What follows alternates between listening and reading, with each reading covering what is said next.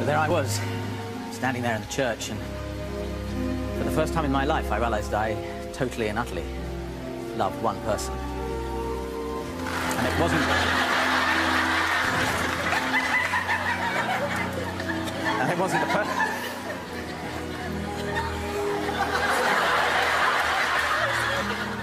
and it wasn't the person standing next to me in the veil. It was the person standing opposite me in the rain. Is it still raining? I hadn't noticed.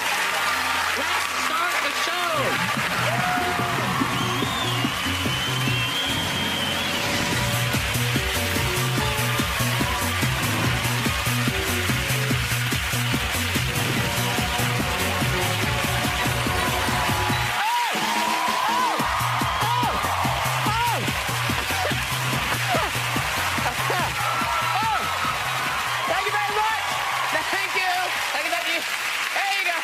Oh, thank you very much, and welcome, welcome. I'm wet. We've got something for everyone tonight. Star of Four Weddings and a Funeral and Bridget Jones, Hugh Grant, is on this show.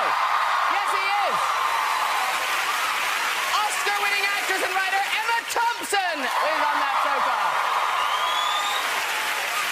Hot Welsh actor and star of the new action film Dracula Untold, Mr. Luke Evans is joining us. Yes. Plus, four-time Grammy winner Lenny Kravitz is here. All right. Woo! Woo! Oh, Lenny Kravitz. Oh, he is, seriously. Hey, listen, I'm going to be asking you about his smouldering good looks. You know, so sexy. He only has to look at a woman to get her into bed. Yeah. Oh, now. Interestingly, that was at Wimbledon about 3 months ago. It must have been around the time that Kate got... Awkward. Hey, I'll be chatting to you all about his brilliant romantic comedies. I especially liked him in Love Actually. Posh Prime Minister falling in love with a nobody who brings him his tea. Could that ever happen? Could it? Could it? Could it? I mean, it could. Now, Hugh and Emma have appeared together in a number of films, most famously in Sense and Sensibility. Oh, it's a beautiful story. They meet, they talk, they fall in love. He gets bored, strangles and trucks in the lake. Now, you may have seen in the news, Emma recently went on a trip to the Arctic, where she was looking for polar bears. Ooh, there she is, trying to attract the attention of one. Hello, Emma! Love you, Nanny McPhee! She's here tonight to talk about her new Peter Rabbit book. And what could be better, because kids love rabbits. Now, don't worry, that rabbit ended up somewhere nice and warm and safe. Delicious. Hey, let me talk about it. Let's get some guests on. Later, we'll have music from Lenny Kravitz. And more of your stories in the big red chair. But first, someone I can really get my teeth into is Mr. Luke Evans. There he is. Hello, sir. Oh, you're here at last? Take yourself down. She's here to wrap it all about a new book. It's Emma Thompson.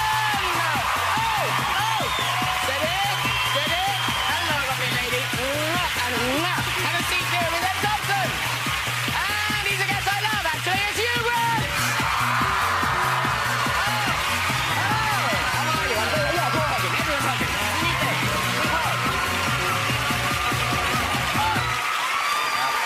Sit down. Welcome all. Bit of whooping. You okay there? Yeah? I'm fine. Oh, my God, I matched the set. It's clever. You suddenly realise. Oh, brilliant. Well done, very well done. Odd. As I was saying in the monologue, you and Emma, you know each other of old.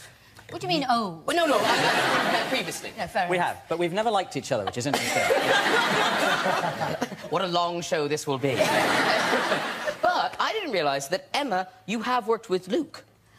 Inadvertently. Yeah, it wasn't It wasn't supposed to happen, was it? No, we were both at Pinewood Studios, I believe, weren't we, darling? It was Shepperton, I think it was. Oh, was it Shepperton? Yes. Okay. Twice they've worked together. Yes. And you were doing... I was doing Clash of the Titans, and I was Apollo dressed in this gold armour with long hair extensions, and we were all standing, all the gods were standing around Mount Olympus, and there was this big set piece of the world, and Liam Neeson as Zeus was up on a throne on one end, and all of a sudden you could hear this little stick moving. We all looked to the end of the set, and on walks Nanny McPhee. And she trotted across the globe, up onto the steps, and sat on Liam Neeson's lap and said, "I think you've been a very naughty boy." Very good, very good. Liam said, you know, well, how are you doing? As we were chatting away. And the first said, right, we're going to shoot, everybody, to places, everyone. So I got up to go, and he said, oh, don't worry, it's Ray Fiennes, he's just coming up, he's just got to say a couple of things. It's not on me, just stay where you are. I said, I can't stay where I've got to act. He can't be acting with Nanny McPhee and Zeus together. So I hid behind one of the thrones, and I'm in that shot. In the film.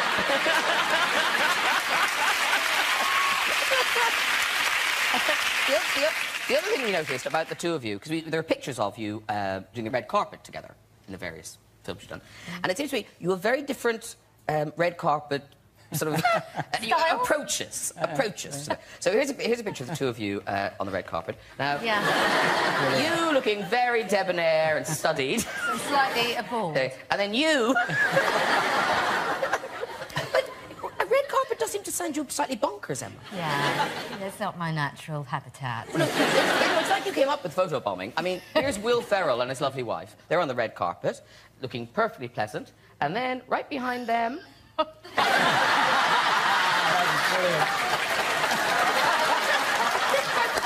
so good.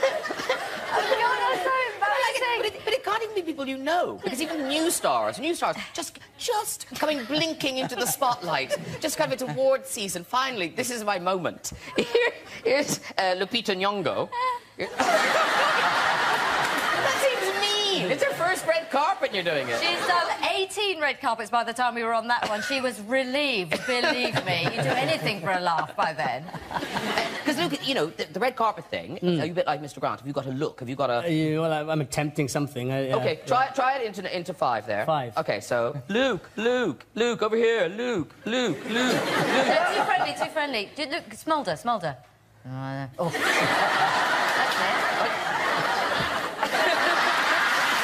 That's it. Very good. That's the shot. Very good. Hugh Grant, king of rom-com, has returned to claim his throne. You're back in a proper... well, it's more than a rom-com, isn't it? I like to think so. Yes. Now, there is a bit of romance and there's some and there's comedy. Yes. But it's not a classic down-the-line romantic comedy. What I'm really trying to say is I'm not just repeating myself yet again. I mean, I pretty much am. Not quite. No, it's called The Rewrite. It opens next Wednesday, the 8th of October. But I suppose the main difference is it's quite grown up, you know. Well, it is, yeah. It's intelligent. And it's got this whole other side about a sort of lost man who rediscovers his passion for life, which interested me. It's something I've never been able to do, but I thought it was a nice idea. Because he starts off as quite a washed-up Yeah, preacher. he's a screenwriter who once won an Oscar and now can't get any work at all, and then he ends up, much to his dismay, having to take a job as a teacher of screenwriting in a really crap university in sort of the middle of nowhere in America, and he's miserable and reluctant and just shags all the young students, and then gradually comes to find that actually he quite likes teaching, and as a mature student, played by Marissa Tomei, who he finds he likes even more. Yeah, it's heartwarming. Now, this is Mark Lawrence, who you've had 2 big successes with before, music and lyrics in 2 weeks' notice. That's right, yeah. So did you hear his name and kind of go, oh, yeah, I'll do that, or was this a heavy sell to you? Well, it was only slightly heavy in that I don't do that many films, but it was such a good script, and I love Mark, and yes, I thought I could be good. And you are. Did they offer you a lot of money?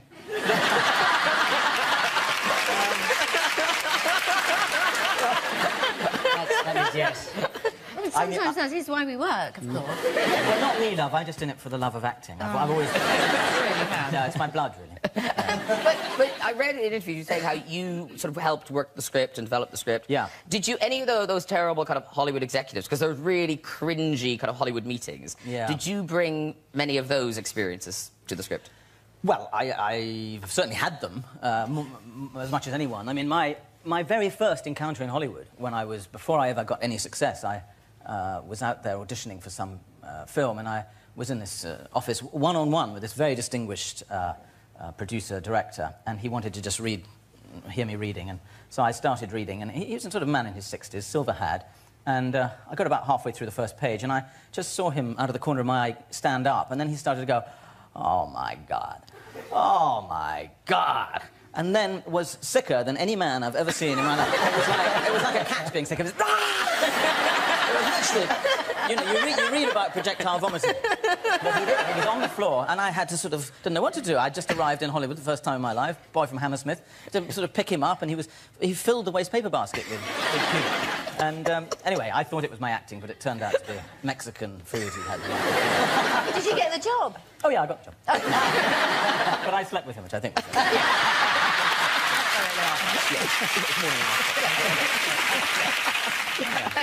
Well, look, we're going to have a look at a clip from the movie.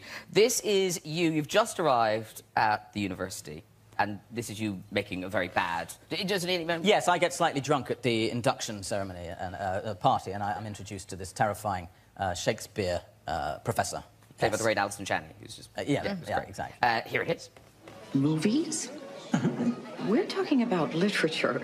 And while you may not think much of the women writers of that period, Austen, Woolf, and the Bronte sisters were artists who represented the female empowerment of their age. Oh, well, forgive me, but I'm just a little bit tired of female empowerment. Whoa. Battle stations.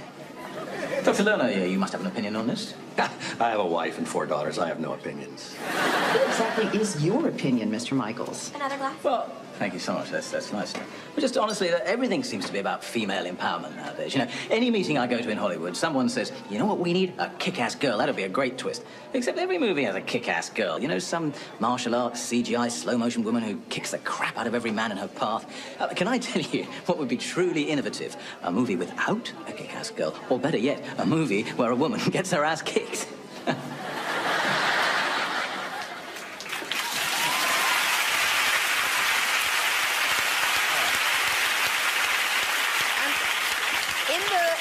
In the movie, there's bits where he's looking at clips online of himself winning an award, and it's clearly it is you. Well, yeah, we did try and shoot me young with a wig and a bit of clips, but it looked like me with a wig and clips. So rather reluctantly, they found some footage of me winning just about the only prize I ever won. Yeah. Was that the Globe for Four Weddings and a Funeral? Yeah. Oh, yeah. okay. Because 20 years this year. Sorry, I should have alerted you. Depressing news, everyone. 20 years since Four Weddings and a Funeral. Crikey. Now, I'd always assumed that was written for you.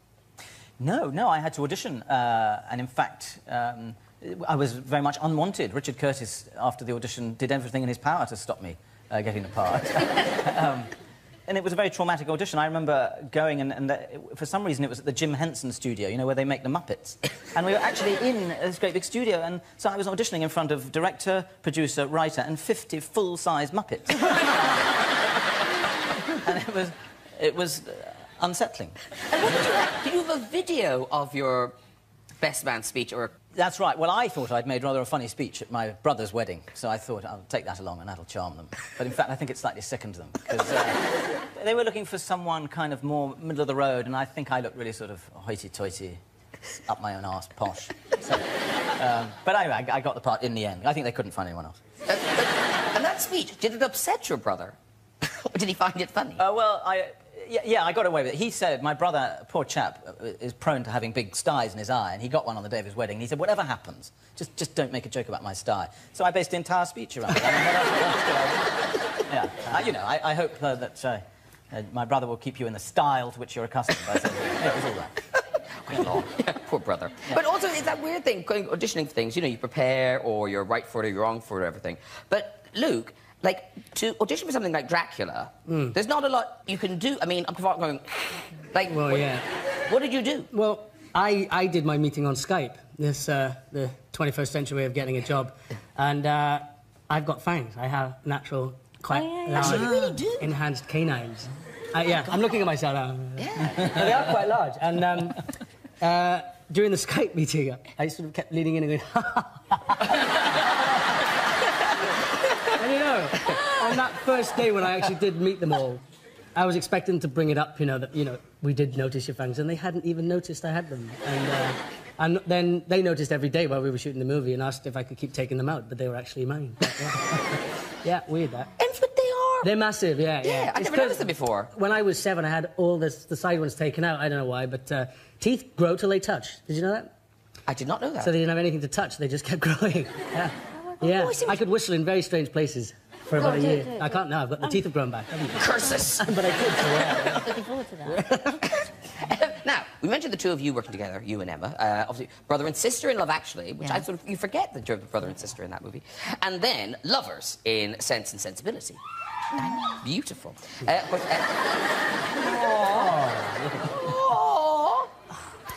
He was so grumpy all the time.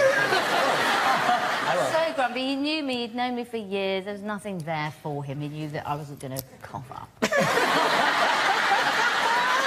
I couldn't have been less interested. I'm trying to make it feel good.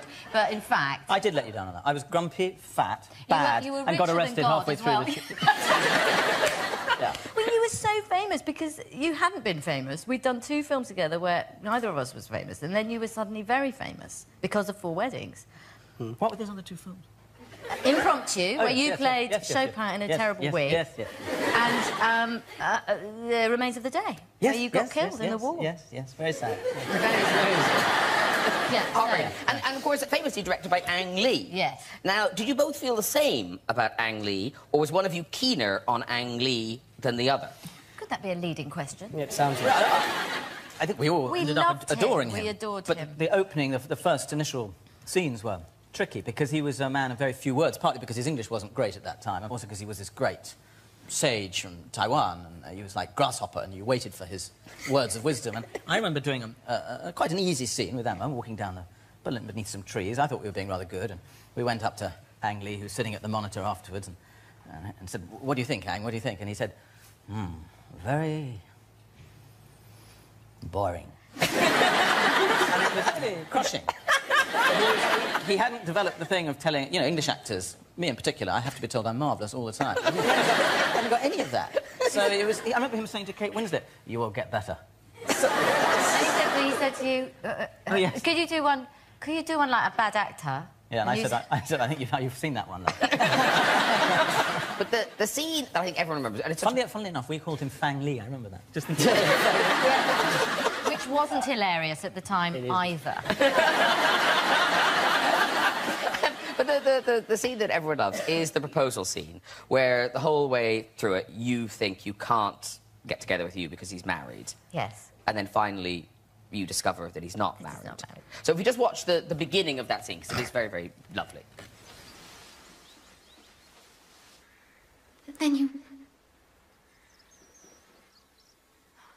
are not married. No.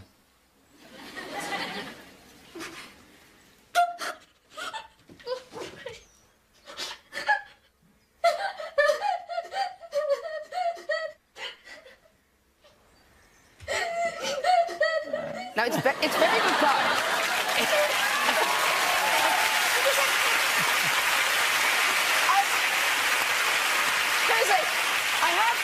I have spoken to the audience before about laughing at people's acting.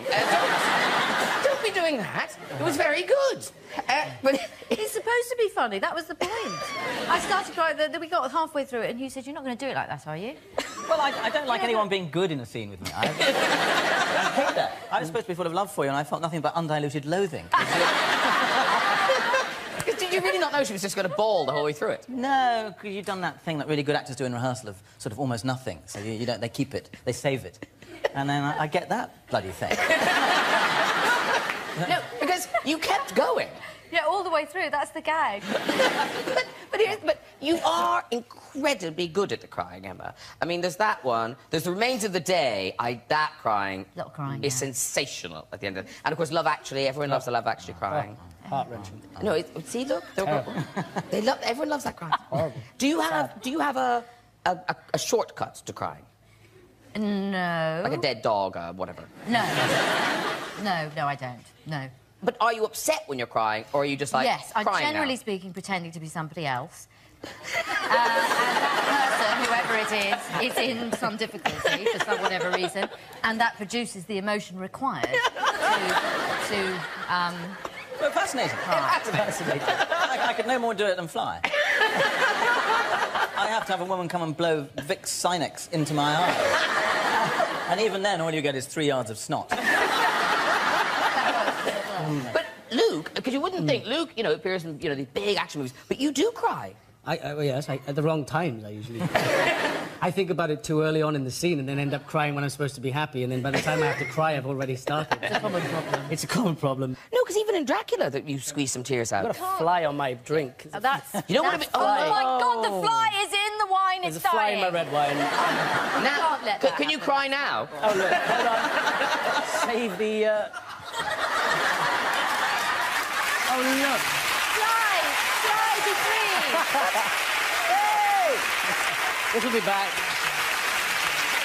What are we talking about now? Oh, I know what we're talking about now. We are talking about author Emma Thompson. Oh, yes. thank you. Because just in time for Christmas, yes, I said the C word, it is the return of Peter Rabbit, the spectacular tale of Peter Rabbit by Emma Thompson. Now, was it intentional? Because all three of yours... Are these published in the regular form, the traditional format as well? Literally, yeah. But they come out in this... Yeah, they come out with the big one first.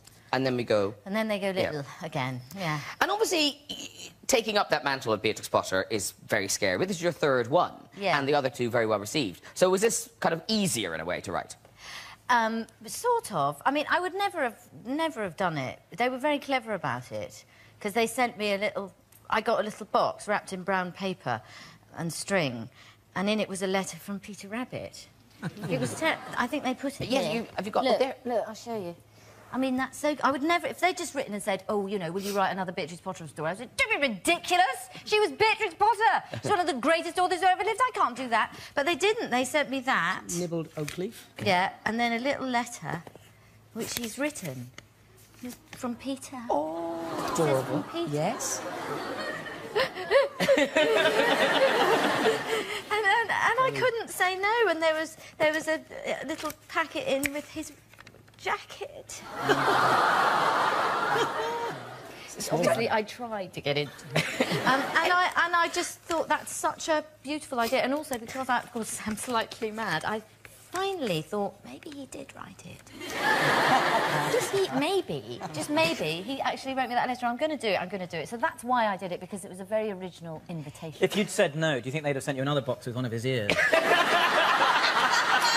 this point... Yeah, then we have a then you'd have had to say yes. Yeah, they were going to get round it somehow. Last time we were on, of course, we were talking about P.L. Travers, yes. another great writer, yes. in Saving Mr. Banks. And since then, I've read interviews with other people who were in that film, and they were saying that things got quite adult on set. Do you know what I'm talking about? Really? The guys I who can't played... imagine that ever happening. The guys who played the Sherman Brothers. Yes. Yes. Oh, yes. Well, it was just one day. We'd had a bit of a time, and there's a lot of crying actually, and so they were a bit depressed. So I went away and took my bra off and put 2 Mickey Mouse stickers on my nipples. And then I came back out and I showed them.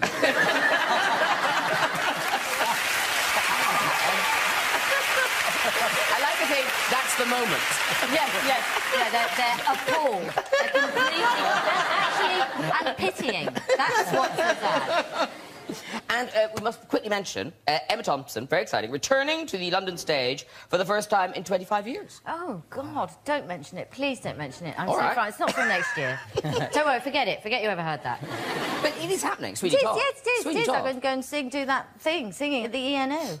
But only for 13 performances. Yes, well, it's because it's with the English National Opera Orchestra, a whole orchestra, and Bryn Terfel, who is... Terfel, not Terfel, Terfel, he's told me, he's Welsh.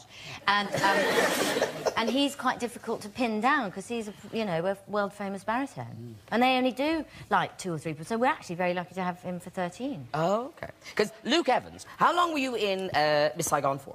Oh, a year. Full year.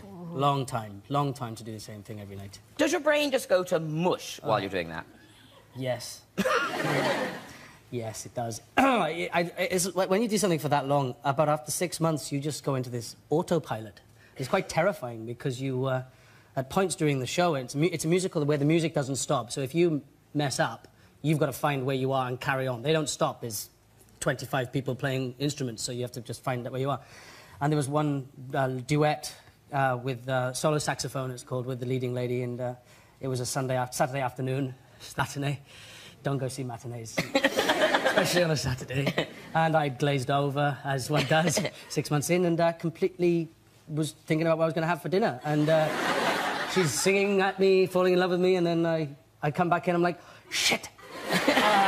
And she sang her line in a place that won't let us feel. I have found you, I have found you. And I went, and I couldn't remember the words, but I could remember the tune, so I'd make it up, and I just went, if never is imposed, and her face was like,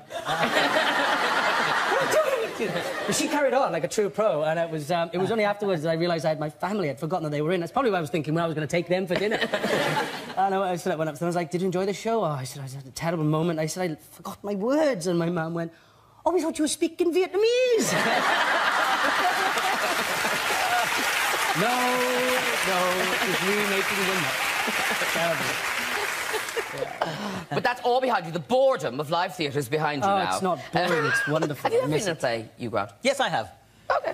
I said that defensively, didn't I? OK. Yes, I have. I'm an actor. Yes. What did you do? I've done it. Well, I did a very bad play about skiing that closed almost instantly. Play about skiing? Yes. And I had a moustache. I grew a moustache, but it came out green, so I had to colour it in. I remember that. And what else? I've done... Yeah, I did. I started by doing a comedy show on the sort of the fringe. I was quite, edgy. Yeah. Wow. Because how long were you in Me and My Girl for? 15 months. Good God. You must have had a glaze over. So did you do the glaze over thing? No, I didn't glaze over. I got clinically depressed. That's not what we I know, because it was so cheerful. You know, it was all so cheerful. We all had to be cheerful all the time. It was doing the Lambeth walk, all that. Oh. You know, so 9 months in, I just couldn't cope at all. Wow. We had to be cheerful 8 shows a week, and that was it. That was my lot. After a while, I couldn't be cheerful at any other time, for any other reason. I never saw that, but I was a waiter at the opening night party for that. Oh, really? Yeah. Hilarious. Yeah. I didn't try and shag you, did I? Obviously, that wouldn't have gone down very well. You weren't that clinically depressed. You were OK. You did look very glamorous, though. If you had, I would have. Yes. Listen, Luke, big movie star now. You're part of the Fast and Furious franchise. Soon you're back in The Hobbit. Yep. Yes. We've got that looking forward to. But now, for the first time, carrying a movie, this is your movie, Dracula Untold. It is, yeah. Yeah. Yeah, title role. Yeah, it looks good. Look at him there. Have you ever done a film without extensions? The film where you smile. Dracula on Toast. That's the hard bit. You Grant thought it was called Dracula on Toast. I'm a little hard of hearing. That's what my enemy was saying. I'll have him on toast. No, Dracula on Toast, and because it's sort of the Dracula origin story. Well, yeah, the clue's in the title. It's about the... I didn't think it was. Listen, I didn't mean that. I wasn't attacking you there. I've done 4 days of press junkets where they asked me the same question. So what's different? And I'm like, well, the clue is in the title. Well, I didn't ask that, did I? I didn't ask that. The last time I'll be on this show. So, anyway, so it's the origin story. It's the historical figure of Vlad Tepes, or Vlad the Impaler, and he's the man that inspired Bram Stoker 400 years later to write the story of Dracula. So it's about his story and how the human becomes the vampire. But, do you believe in vampires? I don't think so. I'd like to think I can go to sleep at night and not have somebody, you know... I think it's a fantastic myth, though, vampires. It's a wonderful myth, and because we all know people who are a bit vampiric, people who sort of suck energy. You know what I mean? Yeah. They know what I mean. But there's so many rules to being a vampire. Oh, loads. And you've put in new rules. But I've heard of the 3-day rules, a new one, where... Well, that's Charles Dance's fault. That's in his character's storyline. So he's told us, tells me that you can drink my blood, but you can't drink any more blood after this for 3 days. But if you do, you'll end up becoming like me for eternity. And so then I have to stick to this rule of not drinking blood, but all I want to do is drink blood. Yeah. So it's... And you can't operate heavy machinery, isn't that right? Yes, yeah. But, well, listen, it's open. It's open tonight. It's everywhere tonight. Yeah. Dracula Untold. And here is a taste. This is Vlad, and this is when Vlad is Mr. Nice Guy trying to save his family. You have chosen wisely. I have to say, we're a little disappointed, frankly. I expected more resistance from you.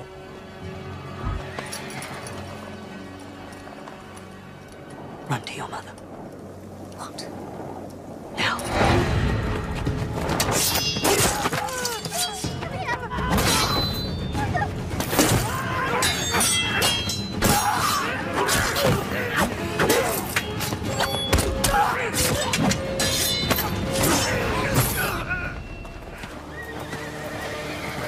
Mehmet will punish all of Transylvania for what you have done. It's not a child's place to save his country. Okay,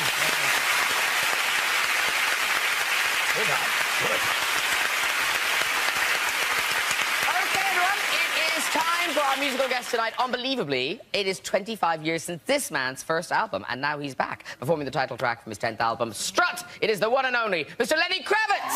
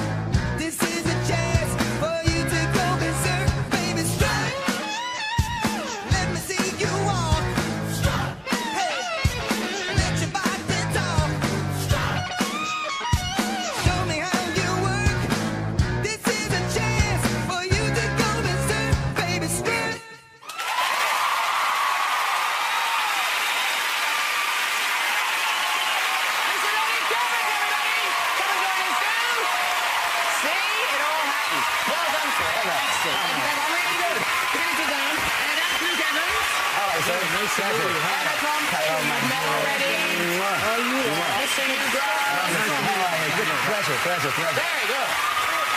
Sit.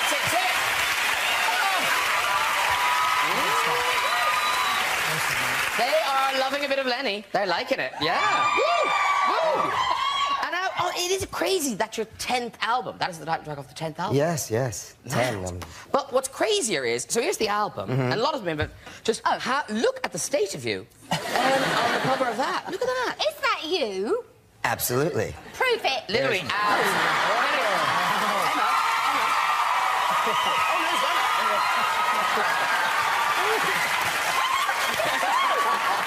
It is him. Like Jackie Magazine in 1978, it comes with a fold-out poster. It comes with a poster. I grew up on Jackie Magazine. Look at that. You can have that. You can have that. Give it to me. Now, can I say that you are letting 50-year-old men down because this isn't supposed to be going on. You're supposed to let that go about, I don't know, 25. Is it incredibly hard to stay in that shape? I find it easy, actually.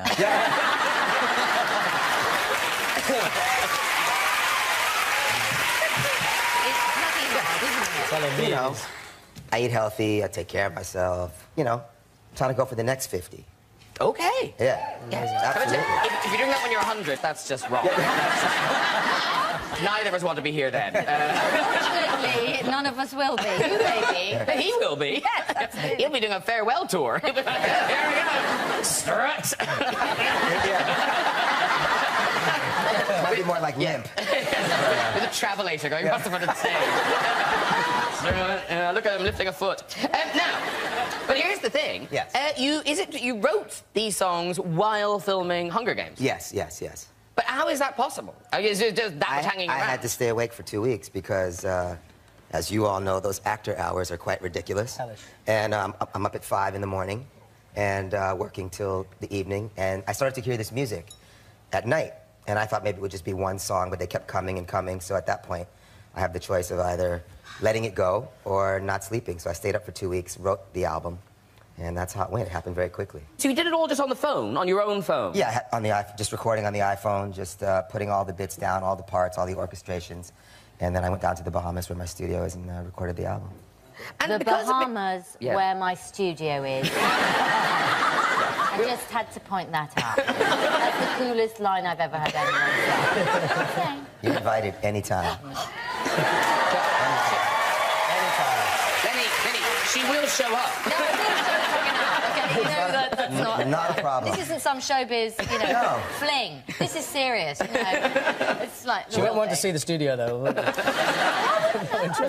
left the couches in the studio. We'll twiddle a few knobs. Very quickly, there's a world tour. Yeah, the world tour starts in mid-October. We'll do from Russia all the way down all through Europe and through almost Christmas, and then... Yeah, when do you get here? You get here December the 6th, is it? You tell me. You're telling me Wembley Arena, yes. December the 6th. Okay, I'll be there. I'd get a hotel. I'd get a hotel in the Wembley area because traffic can be terrible. No. I hope you'll come. Can I just say, Emma gets the Bahamas, we get Wembley. Thank you very much. Charming. Right, before we get to that, just time for a story in the red chair. So, who have we got? Hello. Hiya. Hi, what's your name? My name's Kitty Peachy. I'm 25 and I'm from Hackney. Yay! She's working the crowd. She's on fire. We love Hackney. Okay. And what do you do in Hackney? What do you do in Hackney? I work for a balloting company. A balloting company? So we administer elections. Oh, wow. Oh, so you're busy once in a while? Well, I Not at the moment. But, okay, off you go with your story. Okay, so I was 16 and I'd finally inherited an heirloom that I'd wanted my entire life. It was a gun. And not like an AK. The most you could do to hurt someone was hit it over the head. Wait, I just... Yeah, she's got a gun. She's 16. Okay. She's 16 and she's got a gun. It's this story may not in go your well. country. It's perfectly normal. Don't say that. And so basically, the day I got it, I was just elated. And for some reason, please don't ask me why, but I put my finger in the barrel and it got stuck on this finger, and my finger started to swell, and the gun, obviously because it was really old, really rusty, it was just stuck and it wouldn't come off. So I tried oils, I tried butters, nothing was working. So in the end I thought, okay, I've got to go to A&E and get this thing off. I got in the cab with the jumper over my... the gun in my jumper, as you do. And I went to A&E and I thought, okay, what's the best way to do this? Because there was genuinely sick people in A&E. And I went to the desk and I said to the lady, I was like, whispered, I'm really sorry, I don't mean to alarm you, but I've got a gun stuck to my finger. And she flew back in her chair and screamed, you've got a gun! And I was like, And so everyone looked up, and so we went down, and I got seen by a doctor, but none of the doctors actually cared. They kept ringing all the other doctors to come down and look at this. To her finger, and so to help him. By the time, my finger was purple, by the way. And yeah, they finally got it off like hours later. And I still got the gun today. Wait! Even more! Even more! Lady. Good story. Very good story. If you'd like to join us on the show and if you're on the red chair, you can contact us via our website at this very address. Thank you to my guest tonight, Mr. Lenny Kravitz. It's Luke Evans. Emma Thompson. And Mr. Hugh Grant. Join me next week with legendary singer Neil Diamond, controversial cricketer Kevin Peterson, comedy giant John Cleese, and singer-songwriter Taylor Swift. I'll see you then. Good night, everyone. Bye-bye.